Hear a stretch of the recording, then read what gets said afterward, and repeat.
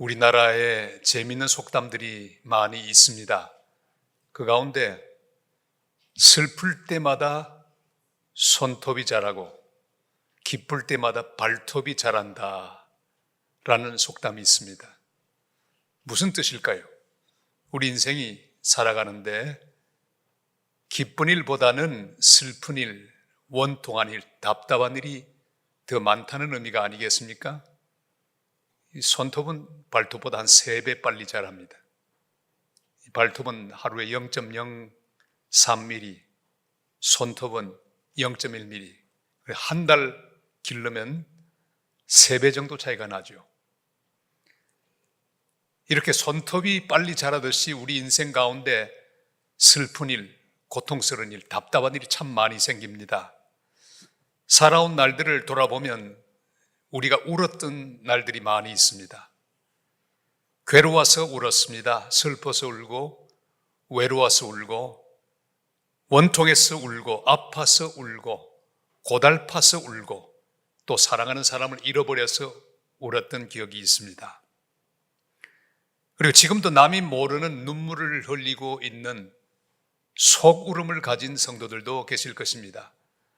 아일랜드 속담에 흐르는 눈물도 원통하고 안타깝지만 가슴 속에 남이 모르게 흐르는 눈물이 더 안타깝다는 말이 있습니다. 오늘 우리가 예배하고 있는 예수 그리스도, 하나님의 독생자, 우리의 구주, 우리의 친구, 우리 주님 예수 그리스도는 성도들의 눈물에 대하여 관심이 많으십니다. 그냥 우는구나 그렇게 생각하지 않으시고 우리의 눈물을 아주 깊이 보시는 분이십니다. 특히 남몰래 흘리는 눈물, 통곡하는 울음, 또 눈물도 메말라 흐르지도 않는 속으로 흐르는 눈물, 이런 데 관심이 많으십니다. 오늘 우리 속에 어떤 눈물을 가지고 있든지 오늘 주님의 말씀이 모든 눈물을 다 그치게 하고 위로해 주시는 하나님의 은혜가 함께 하시기를 바랍니다. 찬송가 104장인 우리 크리스마스가 다가오면 자주 부르는 노래입니다. 가사는 이렇습니다. 곧 오소서 임마누엘, 오 구하소서 이스라엘. 그 다음에 나오는 가사는요, 그 포로 생활 고달파. 그 포로 생활, 바벨론 포로 생활을 70년 동안 했습니다. 그들은 바벨론에 잡혀가서 70년 동안 눈물 많이 흘렸습니다. 그리워서 울었습니다. 고달파서 울고 고향에 돌아가고 싶어서 그렇게 울었습니다. 자유가 없어서 울었습니다. 근데 가만히 생각하면 이스라엘 자손만 그런 게 아니라 오늘 예배하는 겉으로 보면 행복해 보이는 우리들도 울었던 때가 많이 있습니다. 괴로워서 우는 울음이 있습니다. 절망 가운데 흘리는 눈물이 있습니다. 남들 모르게 혼자 사귀는 그런 눈물도 있습니다. 오늘 우리에게 질문이 하나 있습니다. 하나님의 자녀들인 우리가 이 세상을 살면서 울고 있을 때 하나님은 뭘 하시나? 그런데 여기에 대한 답은 성경 속에 있습니다. 나사로가 죽어서 무덤 속에 있을 때 그 누이들이 울었습니다. 동네 사람들도 같이 울었습니다. 근데 바로 그때 주님은 뭘 하셨습니까? 우리 주님 예수 그리스도도 같이 우셨습니다. 요한복음 11장 33절로 35절 말씀을 같이 읽겠습니다. 예수께서 그가 우는 것과 또 함께 온 유대인들이 우는 것을 보시고 심령에 비통히 여기시고 불쌍히 여기사 이르시되 그를 어디 두었느냐? 이르되 주여 와서 보옵소서 하니 예수께서 눈물을 흘리시더라. 아멘. 요한복음 11장 35절 예수께서 눈물을 흘리시더라. 이 짧은 한 귀절은 우리에게 엄청난 위로와 은혜를 줍니다. 주님은 우리가 우는 것을 보고 계십니다. 비통하게 여기십니다. 그리고 불쌍히 여기십니다. 더 놀라운 것은 그 주님이 우리와 함께 우신다는 사실입니다. 저는 목회하면서 장례식을 수백 번 집례했습니다. 결혼식도 500번 이상 이렇게 많이 했습니다. 그런데 은퇴하고 난 다음에도 우리 은퇴 장로님들, 원로 장로님들 장례식은 제 차지입니다. 저와 평생 동안 목회 같이 했던 장로님 한 분이 돌아가셨어요. 제가 원로 목사로서 장례를 집례하게 되었습니다. 마음이 아주 좋지 않았습니다. 슬펐습니다. 천국 가셨지만 이별의 슬픔이 있었습니다. 집례하는 동안에 아주 입을 꽉 닫으면서 울지 않으려고 애를 썼습니다. 왜냐하면 보기가 안 좋아요. 참았습니다. 마친 다음에 드디어 운구를 하는데 장의차 안에 있는 그 부인 권사님과 아이들을 만났습니다. 손을 잡았는데 아무 소리도 나오지 않고 울음만 나오기 시작했습니다. 그 울음이 봇물처럼 터졌는데 얼마나 크게 울었던지. 저는 같이 울 뿐이었습니다. 그런데 그 권사님과 아이들은 얼마나 큰 위로를 받고 있는지요. 목사가 해줄 수 있는 일은 같이 우는 일밖에 없었습니다. 우리 주님 예수 그리스도, 그분은 우리와 함께 우실 뿐 아니라 잠시 후에 그 울음의 근원이 되는 나사로를 살리시는 부활의 주님이십니다. 그분이 우리와 함께 우신다는 것, 이것은 우리에게 놀라운 복음입니다. 또한 우리의 눈물은 그냥 떨어지는 것이 아닙니다. 주님은 우리의 눈물을 병에 담으신다고 말씀하셨어요. 시편 56편 8절 말씀을 같이 읽습니다. 나의 유리함을 주께서 계수하셨사오니 나의 눈물을 주의 병에 담으소서. 이것이 주의 책에 기록되지 아니하였나이까. 아멘. 주님은 우리의 눈물을 계수하실 뿐 아니라 병에 담으십니다. 제가 선교사를 10년 하다가 땅끝에서 다시 또 땅끝 부산으로 왔습니다. 그래서 1996년부터 42살 젊은 허목사가 목회를 시작했습니다. 아주 꿈에 부풀어 있었습니다. 어떻게 하든지 선교적 교회를 내가 이루리라 기도하면서 목회를 갓 시작했습니다. 첫 정책당회, 연말 정책당회를 아주 아름다운 영남 알프스 베네골에서 했습니다. 물이 졸졸졸졸졸 흐르고 그래서 도란도란 이야기하고 싶은 그런 경치 좋은 곳에서 그날 아주 희망에 부푼 정책당회를 진행하고 있었습니다. 그런데 이 당회원들이 그날 밤에 전쟁을 벌였습니다. 그런데 보통 전쟁이 아니라 욕설이 난무하는 전쟁. 저는 그런 욕이 있는지 몰랐습니다. 욕이 얼마나 난무하는지 저는 실망하고 말았습니다. 제 방으로 들어가 울기 시작했습니다. 하나님, 왜 선교 잘하고 있는 저를 불러서 이 욕쟁이들 가운데로 들어오게 하셨습니까? 어떻게 목회를 하겠습니까? 막 울었습니다. 한참 울고 있는데 그날 밤에 주님께서 제 마음속에 해주신 말씀이 있었습니다. 종아, 그래서 내가 너를 보냈다. 그리고 주님 말씀하십니다. 내가 네 눈물을 아노라, 보고 있노라, 그리고 내 병에 담았노라. 잘 참고 잘 견디고 목회 잘 하거라. 그날 밤을 보냈습니다. 그리고 아침에 일어났습니다. 수심을 걷고 눈물을 닦고 그 욕쟁이들 속으로 들어갔습니다. 이렇게 시작된 목회 하나님이 함께 해주셨습니다. 평화로운 당회가 되었고 서로 배려하고 조용히 도란도란 이야기하는 웃음 가득한 당회가 되었고 선교사를 많이 보내고 선교제 교회를 많이 세우는 선교적 교회로 발돋움할 수가 있었습니다. 저는 지금도 잊지 못합니다. 내 눈물을 내 병에 담았노라. 성도의 모든 눈물을 주님은 알고 있습니다. 세고 계십니다. 그래 담아 놓으셨어요. 그 눈물은 다 기한이 있습니다. 무작정 울고 또 울도록 그냥 버려두는 주님이 아니라 눈물은 일정 양이 정해져 있다는 사실을 기억하시기를 바랍니다. 내 인생에 대하여 주님은 계획이 있으십니다. 우리 민족에 대하여 주님은 계획이 있으십니다. 주님은 다 준비해 놓고 계십니다. 욥의 시련도 끝날 때가 옵니다. 시편 30편 5절이 이렇게 말씀하죠. 다 같이요. 그의 노염은 잠깐이요 그의 은총은 평생이로다.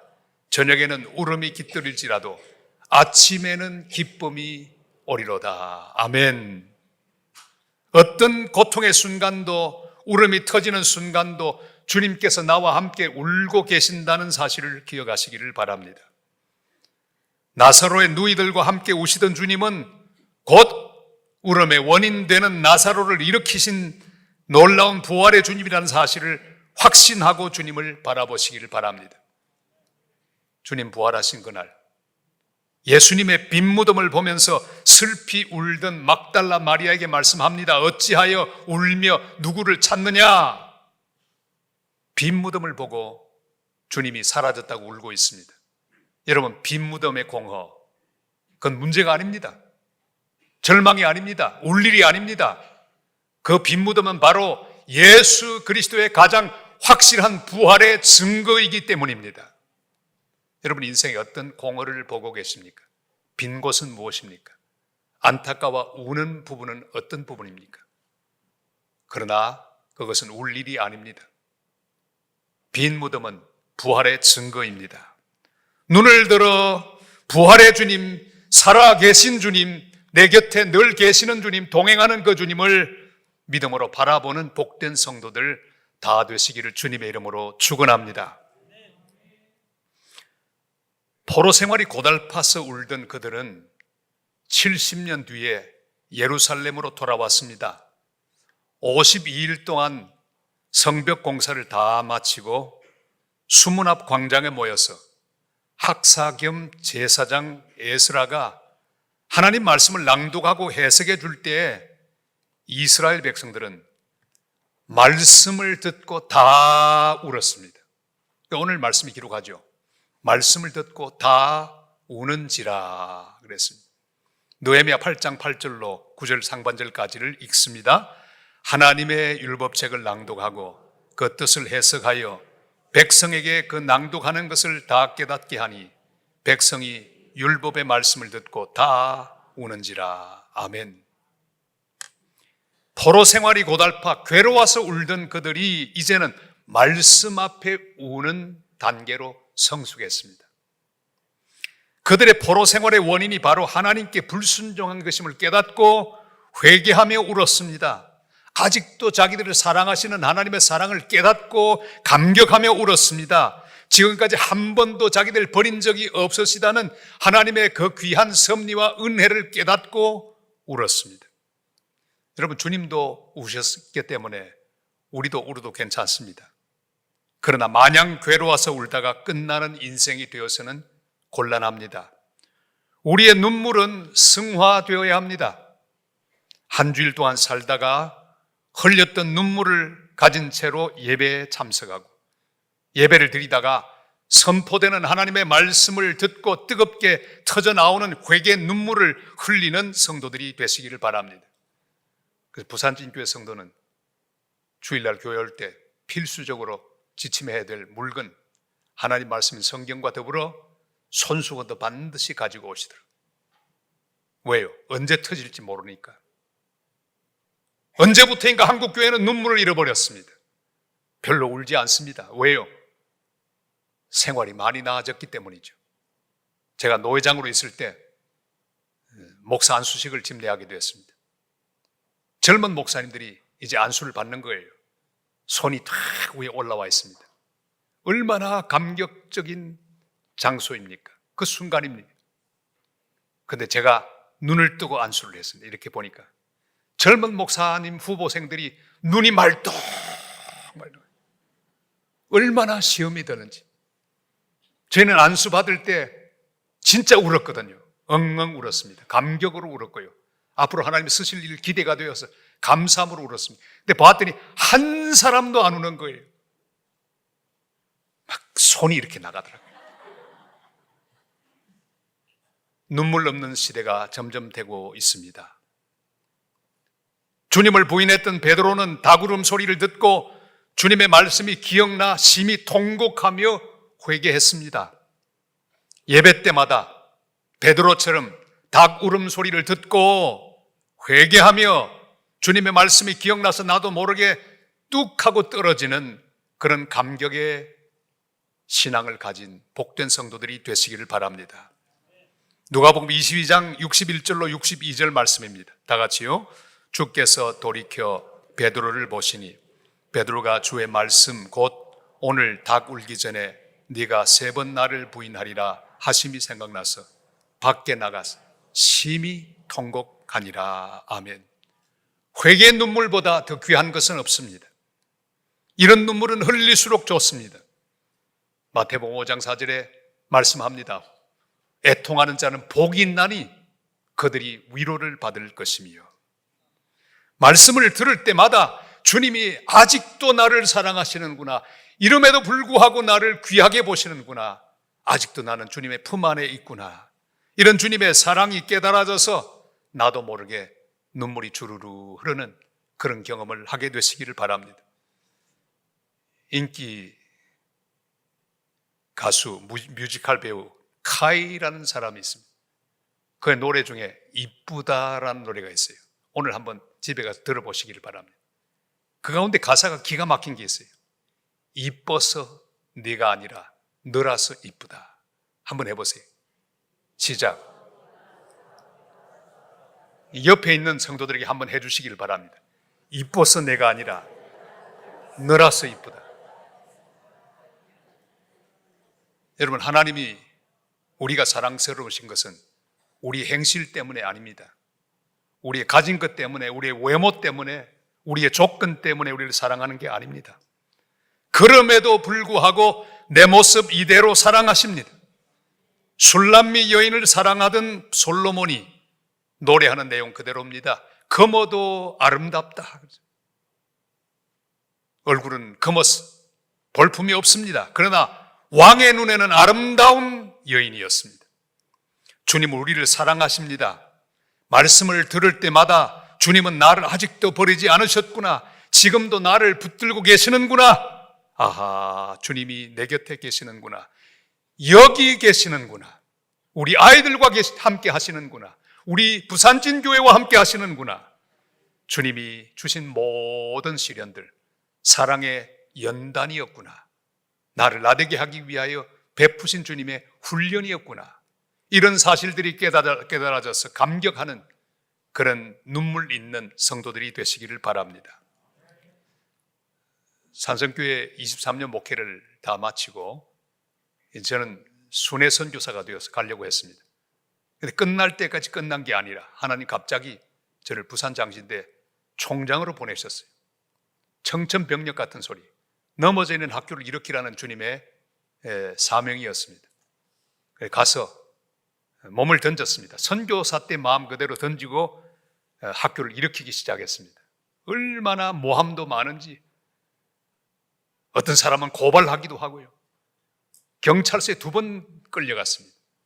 별의별 사건들이 난무하는 가운데 일을 잘 진행하고 학교는 서갔습니다. 피곤하면 일을 계속 못하니까 틈나면 자전거를 끌고 낙동강 자전거 길로 나갔습니다. 아내와 함께 뒤집어 쓰고 갑니다. 체력이 국력이니까요. 이야, 달려가는데 달리면서 강을 보면서 옆에 있는 나무들, 꽃들을 보면서 찬송하고 갔습니다. 근데 한참 가다가 중간에 휴식처 정자가 있는데 거기서 조금 쉬고 물을 마셨습니다. 그런데 갔다가 그만 정자에 물통을 두고 그냥 가고 말았습니다. 한 10km쯤 갔는데 깜빡 생각이 났어요. 돌아왔습니다. 쫓아왔더니 10km 되돌아왔더니 제 물통이 있었습니다. 반갑게 물통을 가지고 갔습니다. 문제는 며칠 뒤 다시 나갔는데 또 잃어버렸습니다. 깜빡. 그럴 나이가 됐죠. 그게 얼마나 기가 막히게 또 10km 갔다가 되돌아갑니다. 누가 가져가겠다고 그렇게 열심히 뛰어갔는지. 갔더니요, 그네 위에 제 물통, 낡은 물통이 딱 있는 거예요. 탁 집었습니다. 집는데 마치 전류에 감전된 것처럼 하나님의 음성이 제 가슴 속으로 지르르 흐르기 시작했습니다. 노트를 끄집어 들고 글을 쓰기 시작했습니다. 2번 잃어버린 물통, 첫 번째 앞불사, 자전거 물통을 휴식처 정자에 두고 떠났다. 부랴부랴 찾아갔더니 그곳에 있었다. 그런데 두 번째 다시 잊어버렸다. 낙동강변 근해에 두고 한참 가다가 또다시 앞불사, 다시 10km를 달려가니 그곳에 있었다. 두 번이 아니라 10번이라도 찾으러 갈 것이다. 낡은 케이스, 쓰던 물통이지만 내게는 소중한 물건. 주님 보시기에 나는 낡은 물통보다 더 귀한 존재, 10번이 아니라 100번이라도 찾아 나설 하나님. 너는 내 사랑하는 아들이요 내 기뻐하는 자로다. 너를 찾아서 어디라도 가리라. 그 물통을 들고 하나님의 그 은혜를 생각했습니다. 사랑하는 성도 여러분, 예배 드릴 때마다 하나님의 음성을 말씀으로 듣고 회개의 눈물이 흐르는 은혜를 경험하시기를 바랍니다. 제가 물통 하나를 통해서도 이런 감동을 얻을 수 있었다면, 하나님의 살아있는 말씀, 이 찬양대의 아름다운 찬양, 모든 예배 순서를 통해서 우리가 하나님을 만나지 못하고 하나님의 음성 앞에 감격하고 감동할 수 없다면 어디서 은혜를 받겠습니까? 매 주일마다 온 성도가 하나님의 음성을 듣고 하나님의 사랑을 깨닫고 자기의 죄와 연약함과 부족함을 깨닫고 감동하며 회개하고 주께 영광을 돌리는 복된 성도들이 되시기를 주님의 이름으로 축원합니다. 에스라, 느헤미야는 하나님의 말씀 앞에서 회개하며 감격하고 울고 있는 이스라엘 백성들에게 말했습니다. 오늘은 여호와의 성일이니 슬퍼하거나 울지 말라. 느헤미야가 말합니다. 여호와를 인하여 기뻐하라. 그것이 너희의 힘이니라. 느헤미야 8장 9절 하반절로 10절까지 말씀을 같이 읽겠습니다. 오늘은 너희 하나님 여호와의 성일이니 슬퍼하지 말며 울지 말라 하고, 느헤미야가 또 그들에게 이르시기를 너희는 가서 살찐 것을 먹고 단 것을 마시되 준비하지 못한 자에게는 나누어 주라. 이날은 우리 주의 성일이니 근심하지 말라. 여호와를 인하여 기뻐하는 것이 너희의 힘이니라. 아멘.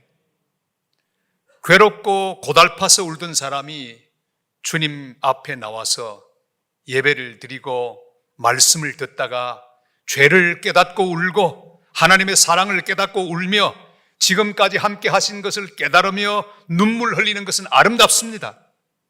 그러나 눈물만 흘리고 또다시 세상 가운데 돌아가서 고통 가운데 울고 다시 와서 말씀 앞에 눈물 흘리다가 또다시 세상으로 돌아가는 이 악순환이 계속된다면 문제가 있습니다. 말씀으로 은혜를 받았거든 하나님으로 인해 기뻐하는 구체적인 삶을 살아가야 합니다. 말씀으로 은혜 받고 나의 죄를 깨달았으면 다시 주님의 은혜를 힘입고 일어나서 세상 가운데 잘못된 것들을 바로잡고 하나님이 기뻐하시는 삶의 현장 가운데로 나아가야 합니다. 우리의 믿음이 감정의 차원에 머물러 있지 말아야 합니다. 바벨론 포로 생활의 고통의 기억을 지워버려야 합니다. 축제를 회복해야 합니다. 초막절을 회복해야 합니다. 이스라엘 민족은 포로 생활이 고달파서 애굽에서 자기들을 구원하신 하나님의 놀라운 은혜를 감격하고 감사하는 초막절을 다 잊어버리고 말았습니다. 그러나 말씀 앞에서 울던 그들은 그 신앙의 초막절, 축제를 다시 회복하게 되고 그 축제의 기쁨을 회복하게 되었습니다. 이사야 43장 18절로 20절이 이렇게 말씀하지요. 다 같이요. 너희는 이전 일을 기억하지 말며 옛날 일을 생각하지 말라. 보라, 내가 새 일을 행하리니 이제 나타낼 것이라. 너희가 그것을 알지 못하겠느냐. 반드시 내가 광야의 길을 사막의 강을 내리니 장차 들짐승 곧 승냥이와 타조도 나를 존경할 것은 내가 광야의 물을 사막의 강들을 내어 내 백성 내가 택한 자에게 마시게 할 것임이라. 아멘. 과거는 다 골고다 십자가에 묻어버려야 합니다. 우리의 모든 죄는 이미 갈보리 십자가에서 다 사함을 받았습니다. 지나간 허물 때문에 과거에 머물러 있지 마시기를 바랍니다. 내게 잘못한 사람도 용서하시기를 바랍니다. 과거에 통과했던 사망의 음침한 골짜기에 다시 머물지 마시기를 바랍니다. 고린도후서 5장 17절이 말씀합니다. 그런즉 누구든지 그리스도 안에 있으면 새로운 피조물이라 이전 것은 지나갔으니 보라 새 것이 되었도다. 여러분, 과거도 그냥 맨눈으로 보지 마시기를 바랍니다. 그냥 맨눈으로 보면 과거에 있는 모든 사건은 고통의 기억, 슬픔의 기억으로 남아 있습니다. 그래서 오늘 나에게 고통을 줍니다. 한숨을 줍니다. 낙심을 주고 좌절을 줍니다. 그러나 주님을 통하여 과거를 보시기를 바랍니다. 말씀을 통하여 내 인생의 모든 순간들을 바라보시기를 바랍니다. 그러면 여호와를 인해 기뻐할 수 있습니다. 그가 하실 일을 기대하며 기뻐할 수 있습니다. 주 안에 감추어진 나를 바라보며 기대할 수 있습니다. 주님이 완성해 가실 나의 모습을 바라보며 기뻐할 수 있습니다. 여러분, 세상을 보고 또 우리의 조국을 보면서도 탄식하지 마시기를 바랍니다. 하나님을 기대하시기를 바랍니다. 하나님께 맡기고 우리 모든 성도는 하나님이 하실 일을 기대해야 합니다. 하나님이 하실 것입니다. 우리의 자녀들을 하나님이 완성해 가실 것입니다. 우리의 교회를 하나님 다시금 새롭게 하시며 일으켜 주실 것입니다. 새로운 역사를 진행하실 여호와를 인하여 기뻐하는 복된 성도들이 되시기를 바랍니다. 최근에 손자가 왔다가 갔습니다. 무려 40일 동안 5살짜리 막내 손자, 아주 할아버지 할머니를 그냥 노예로 삼았습니다. 얼마나 고생이 심했든지. 한 주일 뒤에는 친손자 둘이 옵니다. 올 때 반가웠지만 가고 나니까 얼마나 시원했든지. 그런데 오늘 제가 손자 이야기 한 번만 할 수 있도록 여러분 허락해 주시길 바랍니다. 고개를 끄덕끄덕 안 하시네요. 이 외손자가 생일을 당했는데 저희들 갈 수가 없었습니다. 딸이 동영상을 보냈습니다. 동영상을 봤더니 앞에 생일 케이크 있고 초에 불이 붙어 있었습니다. 해피 버스데이 부른 다음에 훅 불어야 되는데 우리 손자가 아직도 바람을 모아서 부는 능력이 없었어요. 촛불이 꺼지질 않습니다. 한 번, 두 번, 세 번 껐는데 안 꺼지는 거예요. 손자가 낙심천만입니다. 왜? 자기가 불도 못 끄는 연약한 존재라는 걸 아마 순간적으로 느꼈던 거죠. 근데 불이 꺼졌습니다. 네 번째 만에 제가 리와인드를 했습니다. 도대체 무슨 사건이 있었나 가만히 봤더니 네 번째 샥 부는데 손자의 입도 나와 있었지만 보니까 제 딸의 입이 나와 있었습니다. 우리 사위의 입도 나와 있었습니다.